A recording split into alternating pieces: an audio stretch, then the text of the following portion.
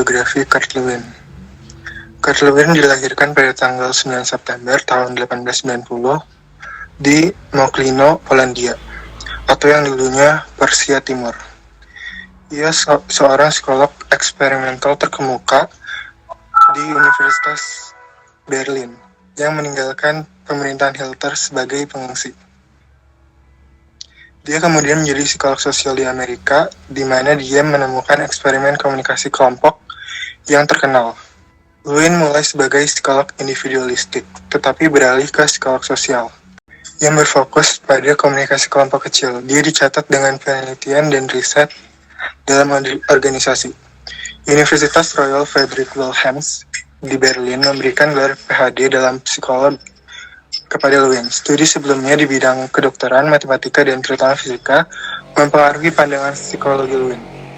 Lewin bertugas sebagai tentara Jerman dalam Perang Dunia I saat mengejar gelar PhD-nya. Tapi kemudian ditembak dan dirawat di rumah sakit.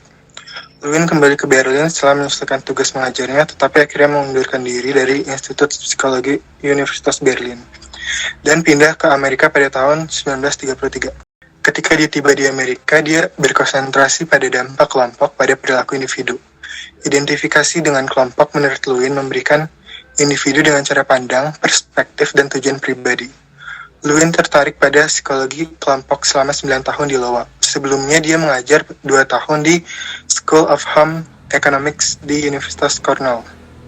Berkat mahasiswa PhD-nya Royal Lipin yang datang ke Iowa dengan gelar sarjana dalam kelompok dan pengalaman sebagai eksekutif pramuka, kemitraan antara Lewin dan Lipin memimpin dalam eksperimen kepemimpinan kelompok pada pimpinan autokratik, demokratik, dan laissez-faire yang secara efektif menarik perhatian publik dan ilmiah. Setelah kepergiannya dari Iowa pada tahun 45, Lewin bekerja sebagai dosen di MIT sampai kematiannya pada tahun 1947. Teori medan kognitif. Menurut Lewin, perilaku seseorang ditentukan oleh seluruh keadaan mereka di lapangan. Menurut gagasannya didefinisikan sebagai the totality of coinciding facts which are conceived of as mutually independent, atau keseluruhan fakta yang hidup berdampingan yang dianggap saling berhubungan. Setiap orang bertindak berbeda tergantung pada persepsi diri dan lingkungan kerja mereka. Untuk memahami life space atau medan psikologis di mana orang berperilaku harus diperiksa. Setiap manusia, menurut Lewin, dikelilingi oleh medan kekuatan psikologi.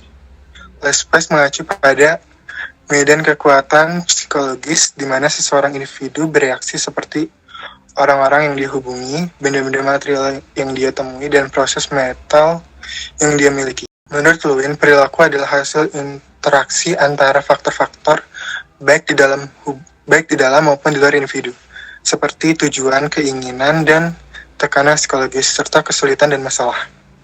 Lewin menerapkan prinsip-prinsip teori medan pada berbagai fenomena psikologis dan sosiologis, termasuk perilaku bayi baru lahir dan anak, remaja, keterbelakangan mental, kesulitan kelompok minoritas, serta variasi karakter bangsa dan dinamika kelompok. Lewin bermaksud merancang sebuah sistem teoritis yang bisa digunakan untuk memprediksi perilaku seseorang individu yang termotivasi. Ia menemukan jawabannya dalam konsep ruang hidup atau life space. Konsep ini bisa didefinisikan sebagai totalitas fakta yang menentukan perilaku seseorang individu pada waktu tertentu. Secara konseptual, hal ini tergambar sebagai sebuah ruang 2 dimensi di mana individu bergerak. Ruang ini mewadahi orang itu sendiri. Tujuan yang ia usahakan, tujuan negatif yang hendak dia hindari, halangan yang membatasi geraknya, dan jalur yang harus dia tempuh untuk meraih keinginannya. Lewin menggambarkan manusia sebagai pribadi yang berada dalam lingkungan psikologis dengan ruang hidup yang disebut topologi. Fokusnya adalah saling hubungan antara segala sesuatu di dalam jiwa manusia, hubungan antara bagian dengan bagian, dan antara bagian dengan keseluruhan.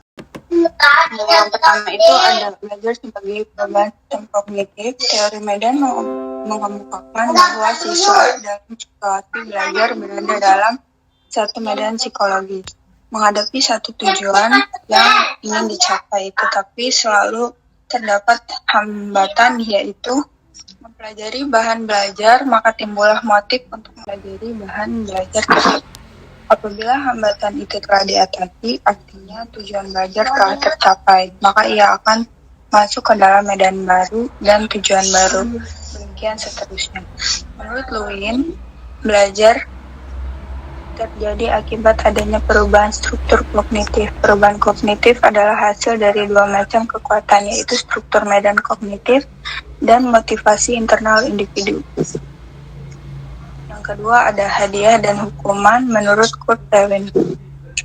Reward and punishment merupakan sarana motivasi yang efektif, tetapi dalam penggunaannya memerlukan pengawasan. Nilai yang baik bagi peserta didik pada umumnya merupakan sesuatu hal yang diinginkan. Tetapi tugas-tugas dalam belajar untuk mencapai nilai tersebut pada umumnya dianggap sebagai hukuman yang membebani dan kurang menarik. Yang ketiga ada sukses memberi mobilisasi energi cadangan. Apabila orang mendapatkan pengalaman sukses, maka akan terjadi semacam mobilisasi energi cadangan itu, sehingga kemampuan individu untuk memecahkan problem bertambah atau meningkat. Karena itu, secara praktis sangat dianjurkan untuk memberikan sebanyak mungkin kesempatan kepada para anak didik kita supaya mereka mendapatkan pengalaman sukses. Ya, selanjutnya ada kekurangan teori belajar medan Kurt Lewin.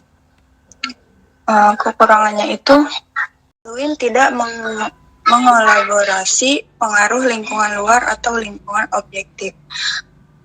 Terus, Lewin kurang memperhatikan sejarah individu pada masa lalu sebagai penentu tingkah laku.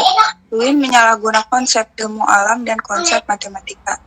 Penggunaan konsep-konsep topologi telah menyimpang dari arti sebenarnya. Banyak konsep dan konstruk yang tidak didefinisikan secara jelas sehingga memberikan arti yang kabur. Nah, terus ada kelebihan teori belajar medan Kurt Lewin. Yang pertama itu beliau menganalisa tingkah laku dimulai dengan keseluruhan dari komponen-komponen tingkah laku yang terpisah dan berbeda. Terus konsep-konsep teori medan telah diterapkan Lewin dalam berbagai gejala psikologis dan sosiologis, termasuk tingkah laku bayi dan anak-anak, masa remaja, keterbelakangan mental, masalah-masalah kelompok minoritas, perbedaan karakter nasional, dan dinamika kelompok. Lalu teori belajar medan memberikan perhatian terhadap faktor lingkungan dalam proses belajar. Teori belajar medan juga menjelaskan bahwa belajar dapat dilakukan dengan memanfaatkan sumber-sumber yang ada di lingkungan sekitar. Dan yang terakhir yaitu teori belajar medan sangat memperhatikan situasi pemberian hadiah dan hukuman sebagai sarana motivasi. Hadiah dan motivasi yang diberikan perlu diberikan pengawasan. Apakah hadiah dan hukuman itu wajar dan tepat penggunaannya.